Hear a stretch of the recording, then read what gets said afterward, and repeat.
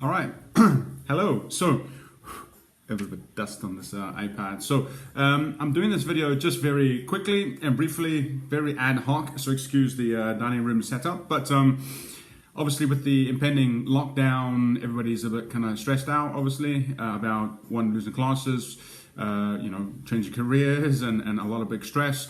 And obviously, also had a few clients pop a few messages today and yesterday, obviously curious about changing the macronutrients and calories and how they need to adjust their diet essentially while they are now teaching less classes, okay, and doing less activity. So I thought it would just be very quick, be worthwhile doing a very quick video just to give some sort of direction for anybody and everybody that's wanting to watch this, I guess. So there's no real fancy magic here, just something to kind of think about while you kind of move forward over the next few weeks, whether you're in England, Northern Ireland, or Ireland, and Scotland and Wales. Okay, so the biggest kind of thing is people are stressing out because we're going to go from doing your activity, and then say that was between 6 and 10, 15 classes, whatever it may be, and now you're going to be doing just a handful of classes, possibly online through Zoom or Lessons on Demand or any other kind of group exercise, or just a freestyle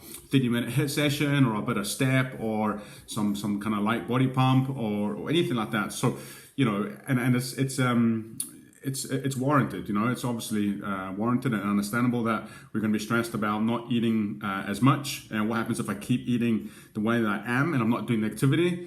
Then there's also the aspect of comfort eating, and then overeating, or being bored around the house, and then just kind of getting ourselves into a really bad, physical, mental, emotional kind of place. So hopefully this will be of some use and benefit.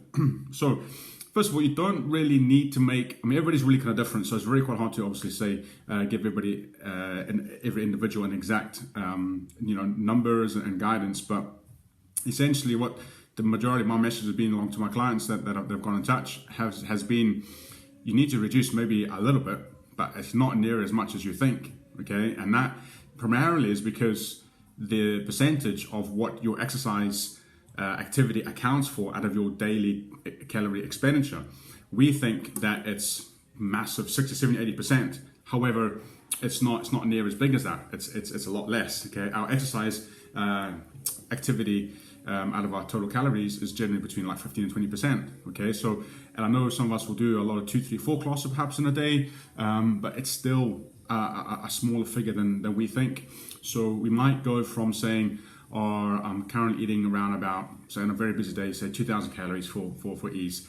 I now need to drop to, well, I'm not doing my 2 1-hour body combat, so that's 600 calories each. So now I need to drop down 800 calories.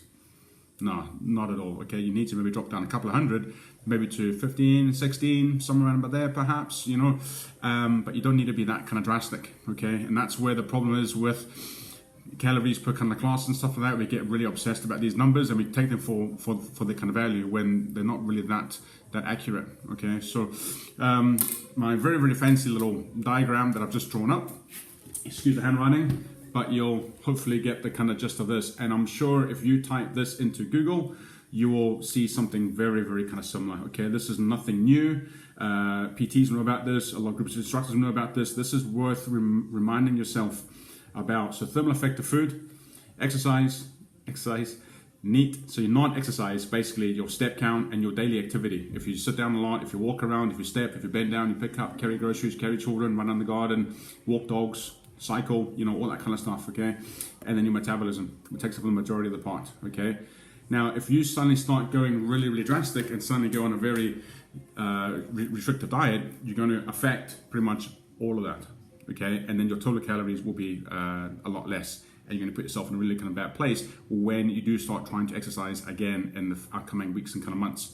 So I would say support yourself, support your body, support your thermally effective food with adequate protein and carbs and fats.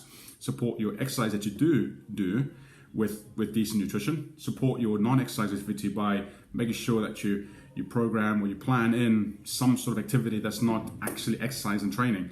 And that could be anything. I think we've all realized when we've looked around on social media the last few weeks and months, everybody's out and about, walks, parks, locks, get a podcast on, walk out with the family, the dogs, the cat, whatever, and just go and enjoy the outdoors. I know it's going to be kind of cold, but just wrap up warm, be a bit kind of hardy and get out there just for an hour, half hour, an hour a day makes a big kind of difference. And also some of us can still actually kind of access gyms, so it might not be as bad. And then metabolism, you support your metabolism by still living a fairly healthy life, by still choosing majority good foods, and support metabolism by not going on a drastic deficit, and you support metabolism by essentially not kind of massively over comfort eating as well. So it's just about trying to be aware of the possibility of comfort eating and not overthink, right? I'm losing or I'm stopping teaching 6 hour-long classes. I now need to literally cut my calories by half. I now need to somehow drastically eat a lot less. That isn't the case. So I'll just have slightly smaller portions. I'll just be aware, instead of having food, a plate or bowl this much, I'll just make it a little bit smaller. I wouldn't stress too much about it. If you wanted something to really focus on, obviously total calories is absolutely paramount, but nailing your protein and then your carbs with fruit and veg is a great kind of point of view. Generally, fats will take care of themselves, because with either, if you kind of plant-based or an inclusive kind of eater, you will naturally have fats included in your kind of foods, with things like a lot of seeds, a lot of lentils, avocados, or coconut oil, obviously. And then if you're inclusive, then all things like dairy and milk and whatever else, there's plenty of good fat in there as well. So you don't need to worry about that. I will go for total calories and then protein as your next point of call. Then again with obviously fruit and veg. And now coming into the winter months, perfect time for the old stews, soups, slow cookers and all that kind of stuff as well, to really get the fiber up. All right, and that's it. So it's very easy to kind of say, I'm not teaching anymore, so it's very easy to say, don't stress about it. I totally get it. It's a big part of your life. It's a big valuable thing as well, and that you find a lot of comfort from, So, but just got to be a bit more kind of fluid, a bit more adaptive, and just understand that, you might need to make a couple of changes to your nutrition and diet, but it's not as big as you kind of think. Okay, so, that's pretty much it. I think that's all we wanted to say, really. So wrapping up for 8 minutes is not too bad. I tend to go long on these kind of things, but hopefully it's been of some kind of help. Obviously, it's not individual, bespoke, personal guidance, but that is generally where most of the advice is kind of going towards my clients. And we'll be doing a few reviews of their macros tonight and tomorrow. And if anything, I'm expecting, dropping 100, 200 calories perhaps across the board. So we'll just kind of take it as it comes. But I don't think anything drastic is going to be helpful. So just remember that little chart, and you can find it on Google, as I said. Print it off if you need a little reminder, whack it on the fridge, and just remember that your exercise accounts for, a fraction. That's like an eighth.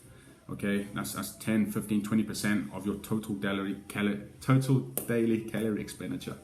All right. Hopefully that's helpful. If you got any questions or feedback, obviously always get in touch. You can find me on Facebook or Instagram. And that's it. Cheers. Bye.